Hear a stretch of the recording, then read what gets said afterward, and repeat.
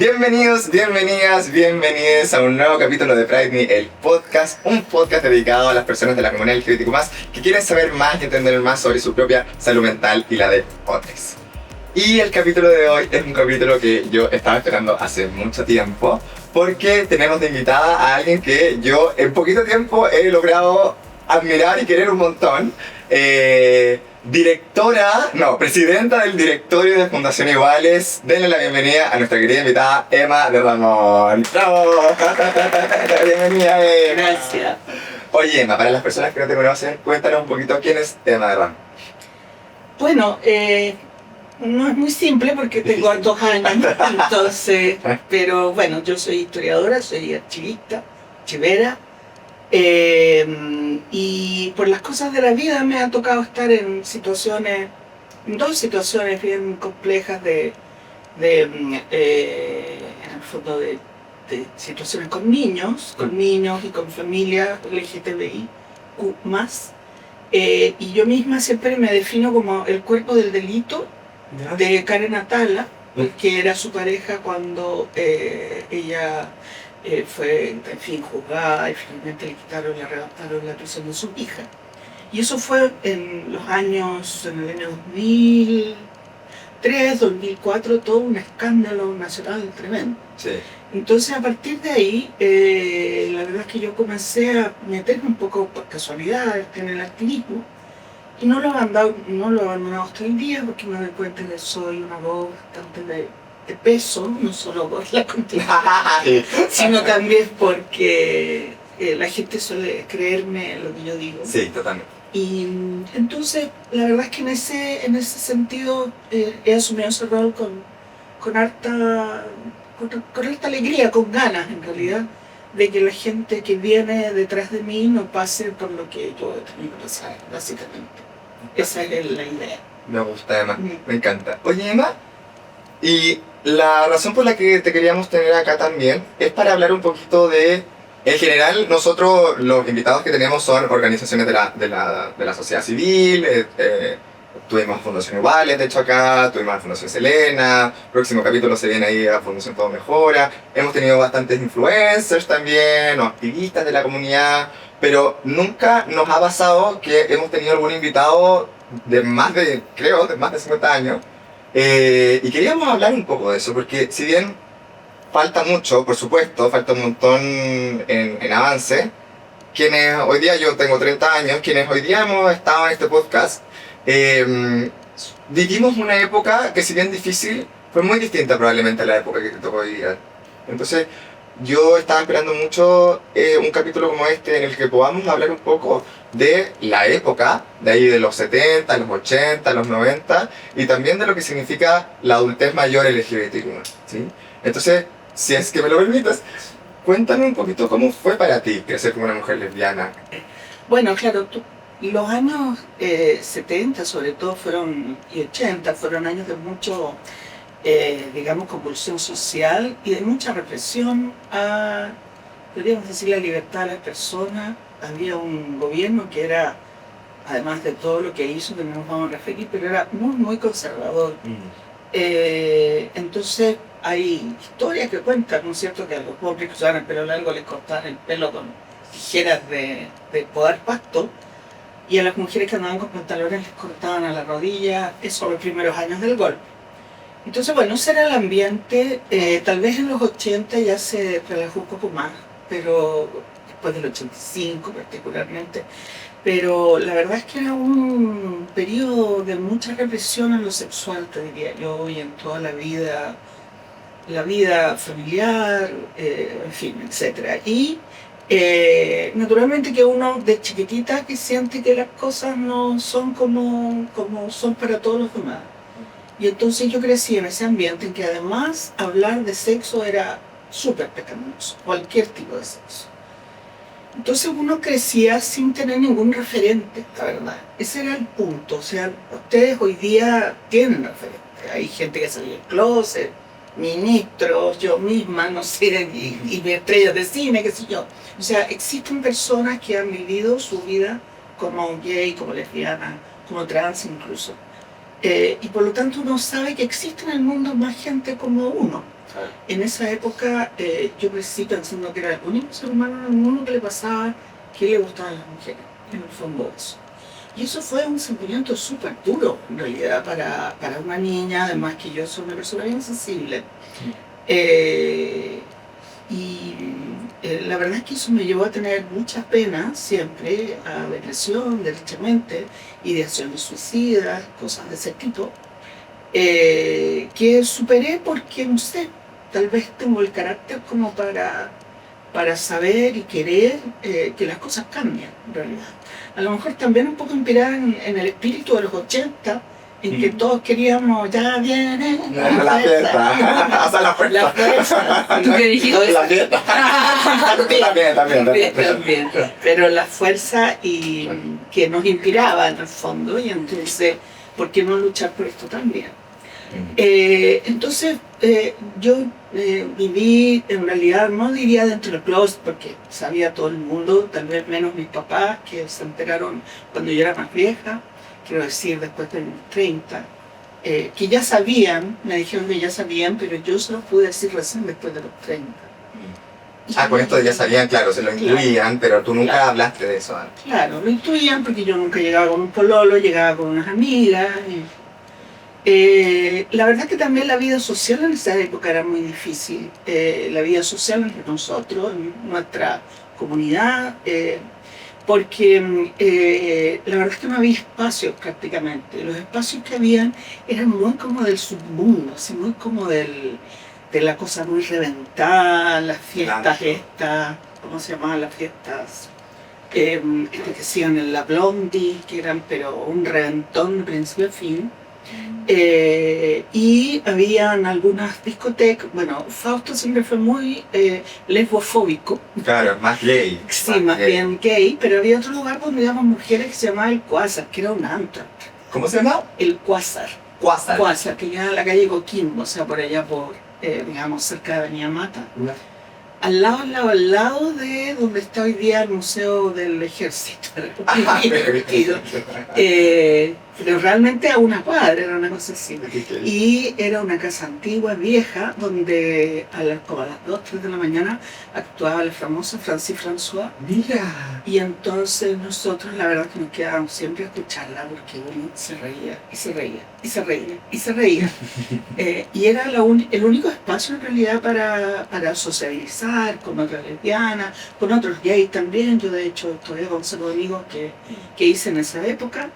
Y bueno, era el espacio, entonces uno se reía porque era el espacio para ser como uno era, en el fondo.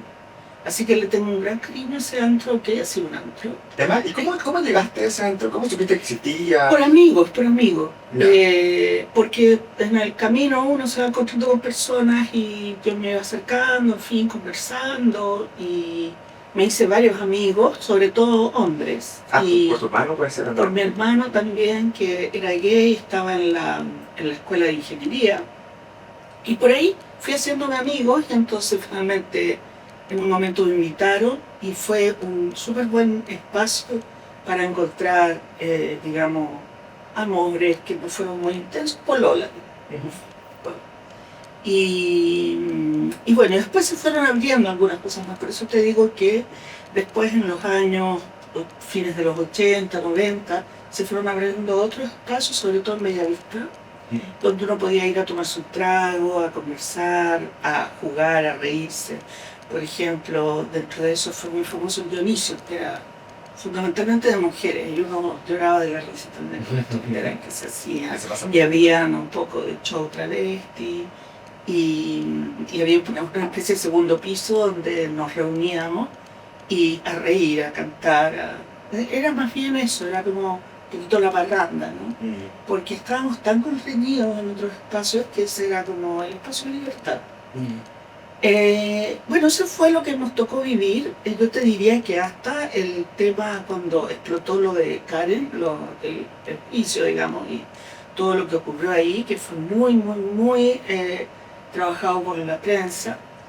La verdad que nosotros fuimos bien acosadas.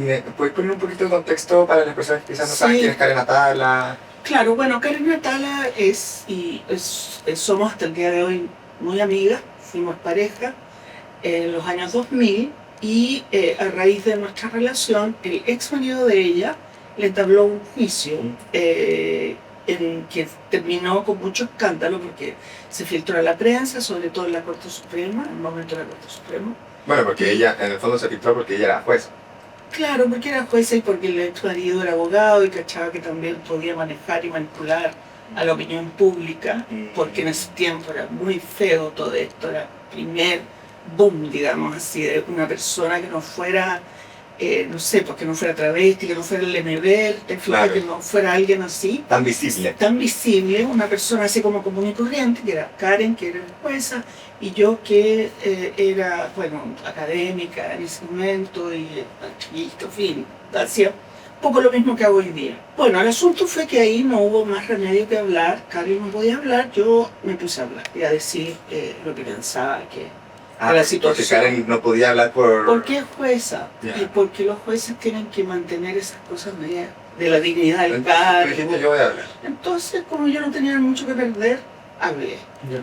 Y total, mis papás sabían, el resto de mi familia no, quedaron todos impactados, pero bueno, después de eso, la verdad como se enteró hasta, que yo digo hasta como el gato, porque era escandaloso. Claro, con el micrófono. Claro.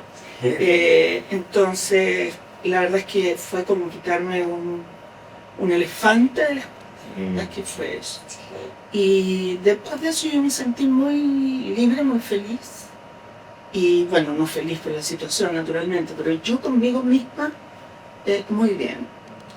Y bueno, de ahí en adelante no soy tema del micrófono, he seguido alegando porque me parece que es un tema de mínima dignidad el que nos respeten como seres humanos en nuestro desarrollo personal, ¿no? En lo que uno quiera, o sea, en el trabajo, en los estudios, en el formar una familia, en el morirse, en el vivir, etc. O sea, que nosotros seamos, en el fondo, iguales a los demás, como dicta nuestra querida Constitución. Exacto. Vilipendiada Constitución, ¿no? Así que, bueno, eso te diría yo. Esa es un poco mi vida. Mi mamá, cuando todo esto estalló, mi papá había muerto recién, me dijo, te van a echar del trabajo, va a ser un desastre, qué sé yo. Y la verdad que nadie me echó el trabajo. Aquí sigo desde entonces. Yo soy funcionaria pública de lo que entonces era la DIVAN, y ya se conoce con el Servicio Nacional del Patrimonio Cultural. Y he trabajado ahí y nadie me ha hecho ningún problema. Y si alguien ha mirado feo porque lo han hecho y han escrito cartas a algunas personas diciendo que no corresponde a la dignidad de un funcionario público al ser lesbiana, les han respondido siempre que no corresponde porque el Estado no discrimina y etc. O sea, la verdad es que mi vida ha sido tranquila en ese sentido y ha sido muy plena. Muy plena, ha sido muy aventurada, ¿no? Ha sido llena de cototo. Oye, Emma, quiero preguntarte un poquito más, sí, también obviamente si te gustaría hablar de esto, pero un poquito más sobre tu más chica, sobre tu infancia, Sí. ya se puede ser. Pero antes de eso te tengo un dato a ti de toda la gente que no está viendo. W Santiago ha renovado su experiencia de brunch los días domingo con el nuevo The Brunch. Ahora, de 10 a.m. a 2 p.m. donde puedes disfrutar de una experiencia gastronómica única en el restaurante Noso del hotel ubicado en el 4º piso. Desde una gran variedad, como huevos benedictinos y tostadas francesas, tanto en sabor como en textura, el Signature Menu tiene para todos los gustos, además de estar incluidos los bebestibles, como jugos, cafés, agua, espumante y mimosas. Todo esto por solo 32.900 pesos por adulto y 15.900 pesos por niño. Bien, bueno, ahí estaba la cortina de El W Santiago, nuestro querido host, nuestro querido hotel que nos ayuda y que nos presta sus instalaciones y que por supuesto sabemos que es un aliado importantísimo para la comunidad LGBTQ. Así que muchas gracias ahí al W Santiago por nuevamente prestarnos su lugar para poder llevar a cabo este podcast, si no lo podríamos hacer. Emma, bueno, habíamos adelantado antes de la cortina esto de tu vida, de tu infancia. Tú habías adelantado que como que siempre viste que había algo raro, ¿cierto? Pero que te sentías muy sola. ¿Querías contar un poquito más sobre eso? ¿Cómo era? Claro. Mira, yo nací en el año 1960, pero eso decía, tengo exactamente 65 años. que para la ley chilena 65 años, en mujeres empieza a ser como la jubilación, ¿no? Y me acuerdo perfectamente en el jardín infantil en kinder, que yo empecé a sentir una, no diré atracción, porque los niños, bueno, sienten un poco de atracción, Claro. pero es como eso de, no sé, como unas ganas de coquetear. Es más emocional. No es como que ahí la gente se confunde que, claro, que le vamos a enseñar sexualidad a los niños. No, es explicarles cómo funciona la sexualidad en general. Que no es la misma sexualidad que un adulto tiene, que se calienta, que No es genital. no es genital, es emocional, ¿cierto? Eso, como un... Me encantaba una compañera, me encantaba, la encontraba preciosa. Y me daba una vergüenza hablarle, era terrible. Entonces me iba a jugar con mis compañeros. Ya. Con toda ahí la tropa de niños, porque además que hacían cosas más entretenidas que las niñitas, que eran todas ahí con la muñequita y la cuestión. Y eso a mí no me atraía en absoluto, pero las cosas que hacían los chiquillos, investigar, explorar, incluso jugar a la pelota me gustaba mucho. Y no porque yo fuera, bueno, soy un poco ruda, digamos, pero era porque era más entretenido. Sí. Y de ahí para adelante, bueno, yo estuve en un colegio monja con puras compañeras, entonces mi vida pasó de, en el fondo, amores platónicos con compañeras cercanas, pero nunca, o sea, ningún acercamiento de ningún tipo, ni siquiera en la adolescencia, ¿no? Porque yo pensaba, y te lo voy a decir con todas sus letras, que yo era una aberración, o sea, que yo era una especie de monstruo, porque nadie más a mi alrededor hacía esas cosas, entonces, o le ocurrían esas cosas, ¿no? Entonces, por supuesto que nunca me atreví a decirle a nadie ni lo que sentía, ni lo que, ni quién me gustaba, digamos, que a lo mejor, ahora viéndolo de vieja, yo le habría gustado también. Pero no, no es cierto, hasta se puede ser nada. Y en los colegios de monjas particularmente. Me encantó ese dicho. Sí, es un dicho antiguo. Bueno, me acuerdo que como en cuarto medio, tercero medio, le comenté esto a una compañera que era muy cercana. Yo no tenía atracción por ella, pero era mi amiga. Y ella casi se murió de susto, me hizo así como no me toques, no te acerques, y después como que lo pensó y me dijo, bueno, vamos a hablar con la orientadora, que era una monja, tranquila. Y la monja en cuestión me dijo, la hermana Blanca, todavía me acuerdo, me dijo, ay, no te preocupes, Emma, estas son las típicas confusiones que vienen en la adolescencia. Se te va a pasar. Se te va a pasar. Ya, pues yo me quedé tranquila, pero no se me pasó.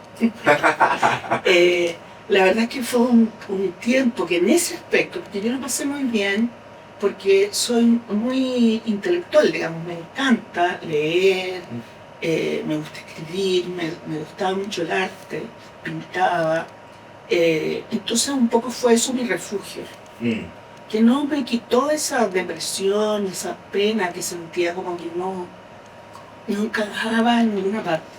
Era esa la sensación. Pero sí, como me dijo una vez mi psiquiatra, los libros ni muerden, ni te enamoras de ellos, ni hacen nada espantoso. Entonces, más que hacerte aprender muchas cosas, entonces yo era la niñita sabia. Del curso, en el colegio, me fue bien en la prueba, me metí a estudiar lo que quería, que era arte, con un tremendo puntaje. Bien. Y claro, y la verdad es que en ese aspecto nunca era como mi refugio. Yo ahí podía ser absolutamente feliz.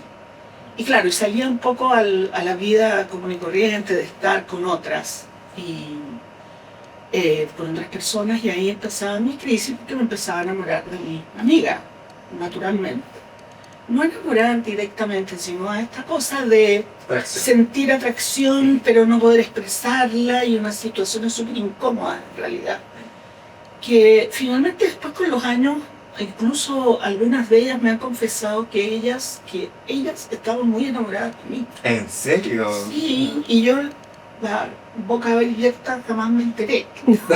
Te odio. Claro, no, de verdad, o sea, imagínate que una mujer de 55 años vaya, se siente delante y te diga, yo siempre estuve enamorada de ti. Y que ya pasó la vieja, digamos, se fue todo. Y no era que yo, o sea, esta chica, digamos, también me atraía en ese momento, Pero bueno, nunca se dieron las cosas, ella nunca me dijo nada, yo tampoco, y tal vez habría podido ser un buen amor cuando teníamos 20 años. Claro. Pero Es que al no. final es difícil también decirlo porque en un momento de la historia en el que era incluso criminalizado, ¿cachai? O sea, penado por la ley, es como que es difícil tomar ese riesgo. Igual. Exactamente, sí, era bien difícil. No era solo Y el rechazo amoroso, a eso me refiero, Sí. como que hoy no escucha, no le gusto, no, es como que hay un castigo social así. Sí. Y era perder a la amiga, porque con esta chica éramos súper amigas, la verdad, y nos llevábamos bien en el plano intelectual, mucho. Y chica, digo yo ahora, es abuela y todo, ¿no? Saludos a ella. Sí. Y entonces, bueno, eso, es esa permanentemente tener que frenar tus sentimientos. Sí. Y no vivirlos plenamente, o sea, ni siquiera dejarlos vivir, ni siquiera dejarlos asumirse. Entonces todo eso te va produciendo una situación que finalmente hace crisis, porque uno es un ser humano entero, no solamente es cabeza, es también corazón y es también genitalidad.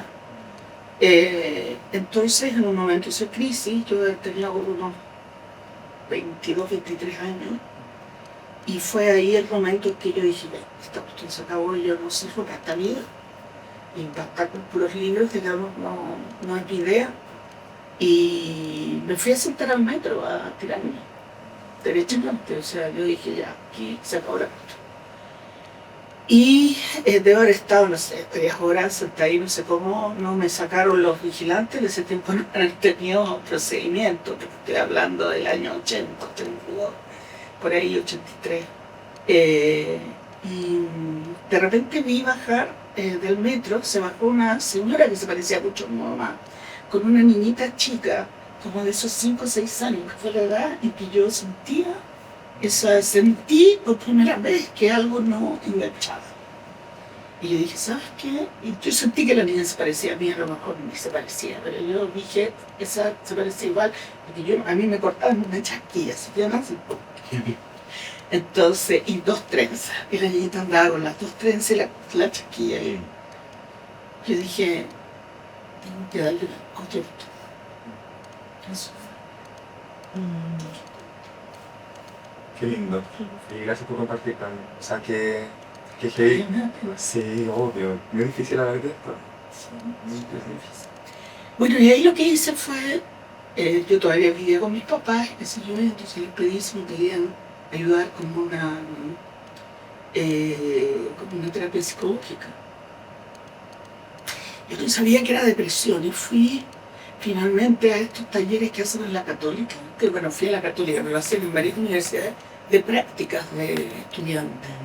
Y me tocó por suerte a alguien súper abierto, que además era una mujer mayor, que estaba terminando psicología, todavía me acuerdo de ella, se había retirado porque había tenido guagua y había vuelto al juego.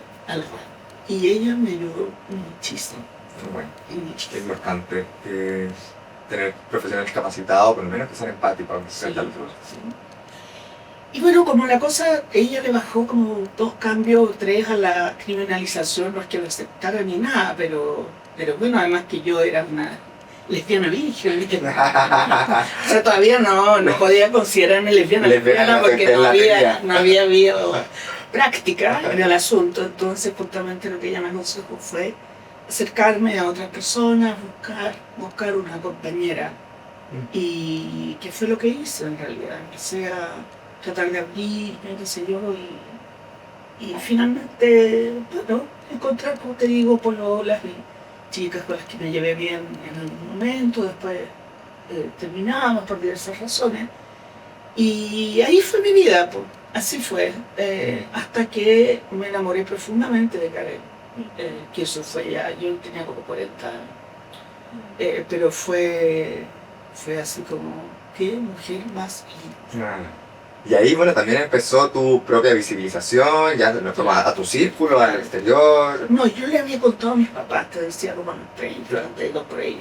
Cuando ya, o sea, las amigas cambiaban y ya era como mucho, entonces dije ya, es el momento. Porque, ¿sabes lo que pasa? Lo que me detuvo fue que mi hermano también es homosexual.